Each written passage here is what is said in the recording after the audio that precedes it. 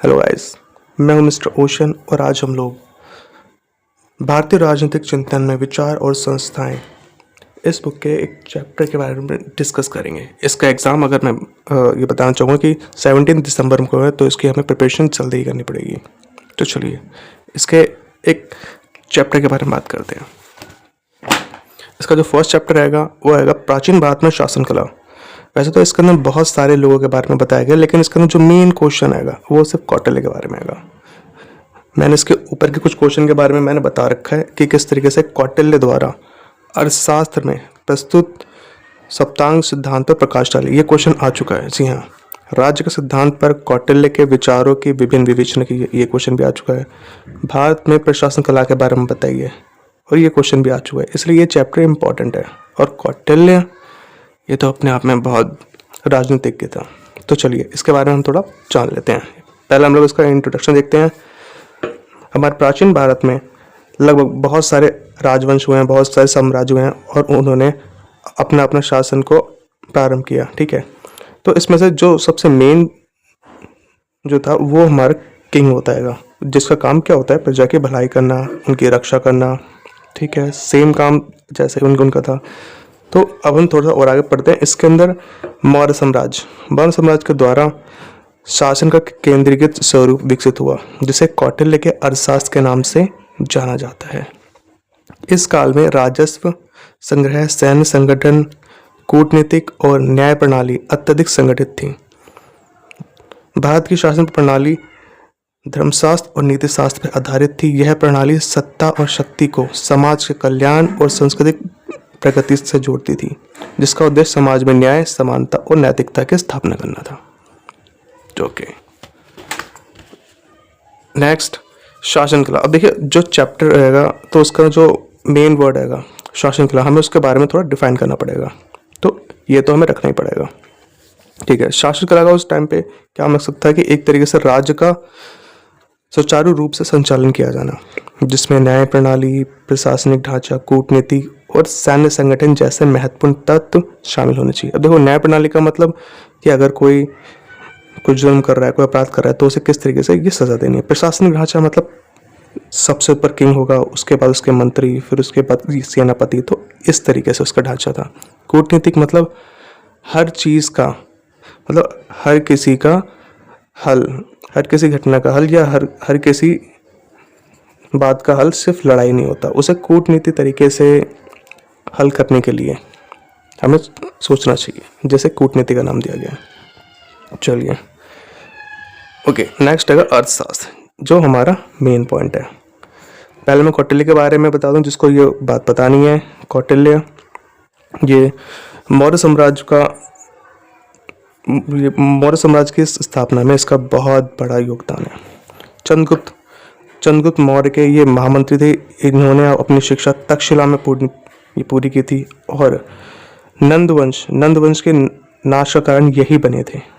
ठीक है, अगर किसको पता नहीं तो मैं बता दूं कि पहले एक राजा था मगध पे धनानंद। ठीक है, जो बहुत टाइम से राज करते हुए आ रहा था उसका वंश, पर एक टाइम पे धनानंद ने कौटिल्य का अपमान कर दिया, जिसकी वजह से कौटिल्य ने कसम खा ली थी कि मैं तुम्हारे पूरे वंश का सर्वनाश करके रहूँगा। और उसी की बदौलत है कि उसने उसे किस तरीके से उसका तख्ता पलट किया और वहाँ पे चंद्रगुप्त मौर्य को बिठाया। जी हाँ, तो कौटिल्य ने चंद्रगुप्त मौर्य को मगध के शासन पर आसीन किया, और अपनी पुस्तक अर्थशास्त्र में उसने शासन प्रणाली किस तरीके से चलानी चाहिए, एक राजा के कौन कौन से काम होते हैं, कौन कौन सी राजनीतियाँ होती हैं, अर्थव्यवस्था को किस तरीके से प्रस्तुत करना चाहिए, हर चीज़ के बारे में उसने विवरण कर रखा है। उसने ये भी बताया कि राजा का जो प्रमुख उद्देश्य होता है वो क्या होता है? प्रजा का कल्याण करना, न्याय की स्थापना करना और राज्य की सुरक्षा सुनिश्चित करना।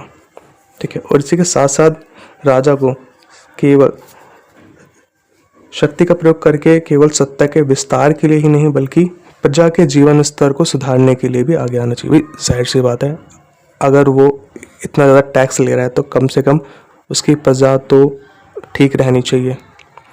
ठीक है, अब हम बात करते हैं सप्तांग सिद्धांत, जो कौटिल्य के द्वारा दिया गया है। ठीक है, इसके अंदर हम लोग पढ़ते हैं। जैसे राजा सबसे मेन होता है हमारा राजा, दूसरे पे आता है आमत्य। आमत्य का मंत्र होता है एक तरीके से उसके मंत्री, फिर उसकी प्रजा या जनपद, फिर उसका दुर्ग मतलब किला, और उसके गुप्तचर जो उसकी अंदरूनी सहायता करते हैं राज्य को बचाने में। नेक्स्ट आता है उसका राजकोष मतलब उसका खजाना। 6 पे आता है दंड मतलब सजा देना, और 7 पे उसके मित्र या दुश्मन। ठीक है, चलो पहले इसके फर्स्ट टर्म में चलते हैं राजा के बारे में। जाहिर सी बात है राजा पूरी राज्य का ये शासक होता है, और ये एक केंद्रीय व्यक्ति माना जाता है कि सब कुछ इसी के ऊपर ही डिपेंड होता है। ठीक है, और यह महत्वपूर्ण निर्णय लेता है कि वो किस तरीके से अपनी व्यवस्था को बनाए रखे, जिससे कि उसका जो राज्य है उस पर कोई हमला न कर सके और लोगों का वो कल्याण कर सके। ठीक है, इसमें कौटिल्य ने ये भी बताया कि एक राजा को केवल सत्ता का धारक ही नहीं बल्कि प्रजा के कल्याण के काम भी करने चाहिए। ठीक है, नेक्स्ट आता है आमत्य। आमत्य मतलब एक तरीके से उसका मंत्रियों का ग्रुप। तो मंत्रिमंडल को प्रशासन का अभिन्न अंग माना गया है, और राजा योग, नीतिज्ञ और बुद्धिमान मंत्रियों की नियुक्ति करता है। जाहिर सी बात है अगर कोई राजा है तो उसे अपना मंत्रिमंडल अच्छे तरीके से बनाना पड़ेगा। मान सकते हैं कि एक किंग के पास सारी नॉलेज नहीं हो सकती, पर वो अपने दरबारी इस तरीके से बनाता है कि उसके पास कभी भी नॉलेज की कभी भी कोई कमी ना हो।